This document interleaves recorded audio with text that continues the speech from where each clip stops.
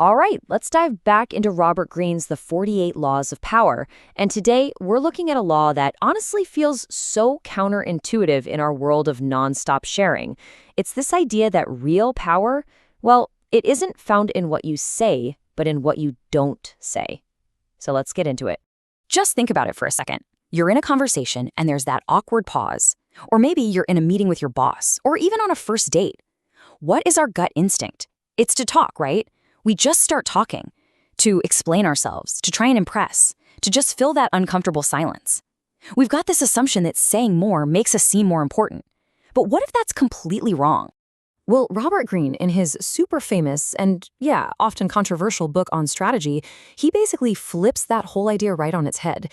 He argues that our need to over-explain, it isn't a strength at all. In fact, it's a huge weakness. And that brings us right to law number 4. It's a concept that really challenges almost everything we think we know about how to communicate effectively. There it is. So simple, so direct, and you know what? Incredibly hard to actually do.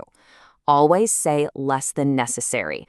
Now, this isn't about being rude or weirdly secretive. According to Greene, this is a very calculated strategy for gaining and keeping control in pretty much any situation you find yourself in.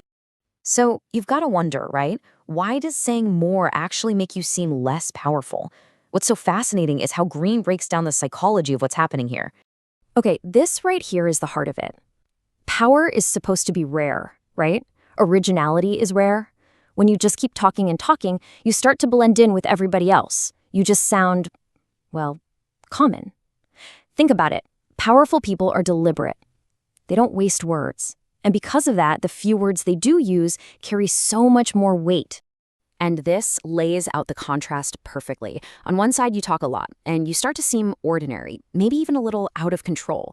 Plus, you open the door to making a mistake. But on the other side, saying less creates this aura of being original, of being in total control. Your silence can actually be intimidating because people will rush to figure out what you're thinking, and they'll often assume you know way more than you're letting on. Greene's point here is basically that every single word is a potential landmine.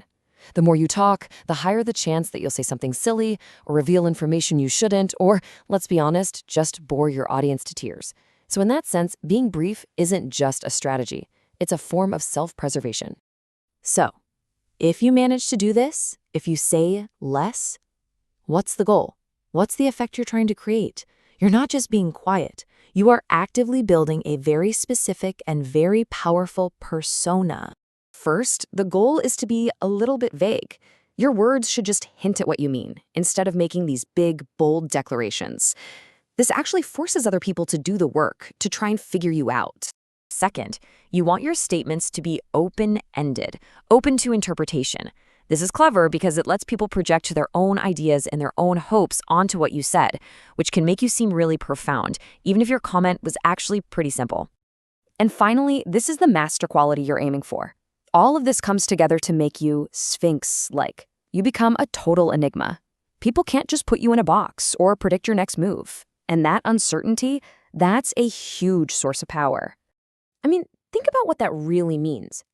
Greene says that when you have this enigmatic quality, even if you are saying something banal, it will seem original. It's wild, right? Your silence and your carefully chosen vague words create this blank canvas, and other people will basically paint a masterpiece of intelligence and power onto it for you. Okay, so how do we actually use this? This isn't just some theory for kings and presidents. It's a real tool that we can be aware of and maybe even use in our own lives every single day. So I'm going to leave you with this challenge. In your next meeting, your next negotiation, or hey, even just a casual chat with a friend, what happens if you fight that urge to just fill the silence? What kind of power could you discover? Not by adding more words, but by choosing that one thing you will deliberately leave unsaid.